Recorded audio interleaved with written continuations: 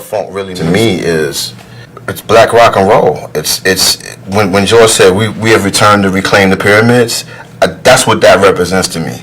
We're showing you, and we're coming to reclaim what's ours, and this is ours. Rhythm and blues, what you call rock and roll. This is our music. You know, it's not just about, you know, no disrespect, but you know, white boys playing guitars.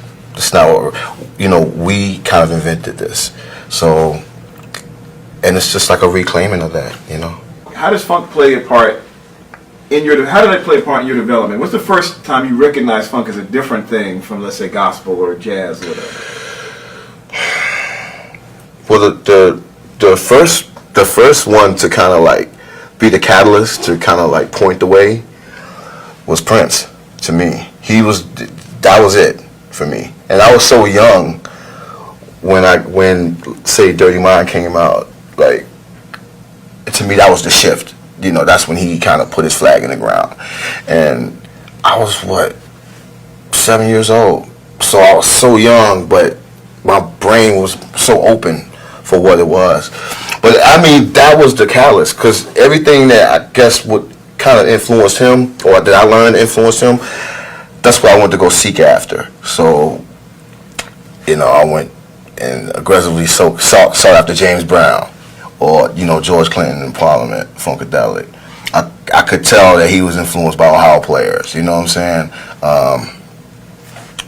So yeah, he kind of, you know, pointed me in the direction to hear all that. And I don't know, I guess during like the late 80s, early 90s, when sampling became such a big thing, and it was about, you know, crate digging in the crates and getting samples and finding new breaks and what have you. And I started listening to things like Band of Gypsies that sounded like, I couldn't tell whether if it was made back then or if it was made now, you know, because the same beat, it sounded like Premier, you know what I'm saying? Like Buddy Miles, the way he was hitting those drums sounded like Premier to me, you know, or the Meters. When I first heard the Meters, I was like, that shit sounded like it was made just now, you know, sound like Marley Marl or something, you know. So I guess that was the thing, because I started recognizing these common threads that kind of put all these things together. Hip hop, music that was being made back then, like the Meters and, you know, Band of Gypsies or what have you.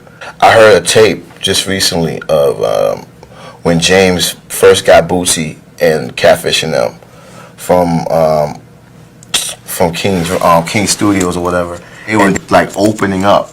They were opening up for, you know, the real James Brown band.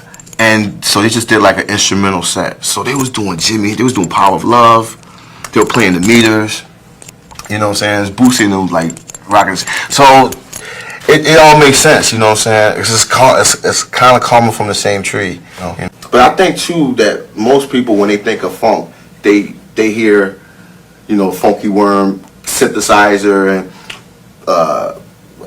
they're thinking about Roger Troutman and Zapp type things. But to me, funk, that's like the later incarnations of it. Like, to me, the essence of real funk is not about all that bells and whistles and all that. It's really about black rock and roll. You're a musician who's steeped in all the tradition. You know the heritage. Yes.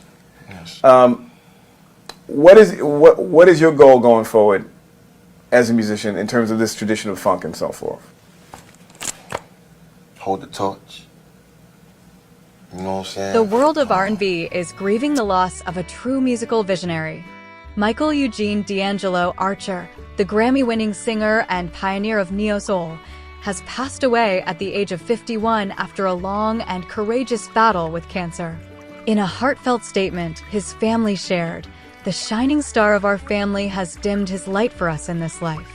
We are heartbroken, but forever grateful for the legacy of moving music he leaves behind." Born in Richmond, Virginia, DAngelo discovered music as a child in his father's church, playing piano by the age of 3. His roots in gospel gave his voice its warmth, his performances their honesty, and his songs their spirit. In 1995, he burst onto the scene with his debut album Brown Sugar, a fresh, soulful sound that blended R&B, jazz, hip-hop, and gospel into something completely new. The album's hits, Lady and Brown Sugar, made him one of the most exciting new voices of his generation. 5 years later came Voodoo, the record that would change R&B forever. Its sensual single, untitled, How Does It Feel?, became an instant classic, earning DAngelo 2 Grammys and a permanent place in music history. The minimalist music video, showing him singing vulnerably to the camera, redefined how Black male emotion and intimacy could be portrayed. Yet fame came with its challenges. DAngelo stepped back from the spotlight for years, choosing silence over pressure.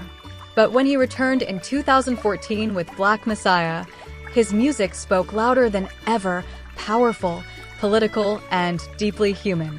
Fans and fellow musicians have been pouring out tributes. Jill Scott called him a genius. Jamie Foxx said his voice was silky and flawless. And Doja Cat described him as a true inspiration for generations to come. DAngelo's influence runs deep in every soulful chord of artists like Anderson .Paak, Her, and Frank Ocean. His legacy is not just in the songs he recorded, but in the feeling he left behind, that quiet fire of truth, love, and vulnerability that defined a generation. He is survived by his children, including his son with the late singer Angie Stone, whom he once called his musical soulmate. The light may have dimmed, but the soul of DAngelo will never fade. His voice, his rhythm, and his message live on forever in every beat that makes us feel alive. Rest in power, Michael.